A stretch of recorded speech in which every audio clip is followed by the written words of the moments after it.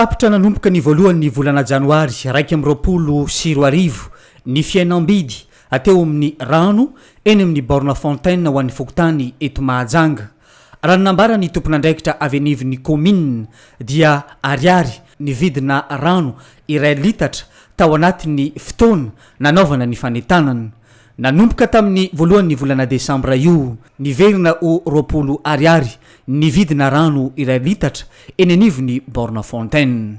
UNICEF moa no nandray tanana manontolo ny facture-ny jirama reny borna fontaine reny.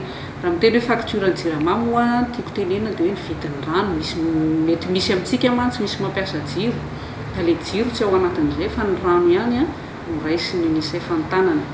Arak'izay fampahafantarana ny resahana izay moa nisy ny didim-pitondrana nivoaka tamin'izay fotoana izay dia misy ihany koa ny didim-pitondrana laharana 520 tsika 20 ho an'ny nivoaka tamin'ny 2 desambra 2024 na maritra fa manomboka ny voalohan'ny volana janoary 2024 dia miverina ho 2 ariary ny litatry ny rano. Dia tsara ihany ny ahafantarantsika mpanjifan'izay indrindra ihany koa ho fampiomanana ho an'ireo mpitantana borna fontaine. Izy ireo moa efa manana n'izay arrêté izay rehefa mahafantatra an'izay hoe 31 desambra no farana ilay vidin-drano ariary.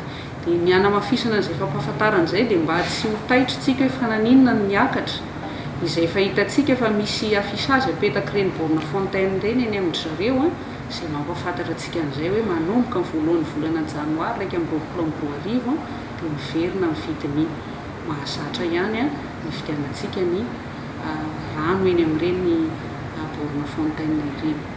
Tsy niakatra akory ny vidina io rano io fa niverina tamin'ny laoniny fa noho ny fanetanana sy ny fiainam-bidy no raisin'ny commune ambonivohitra Mahajanga an-tanana no antony nampiaina ny vidin'ny rano tao anatin'ny fotoana voafetra.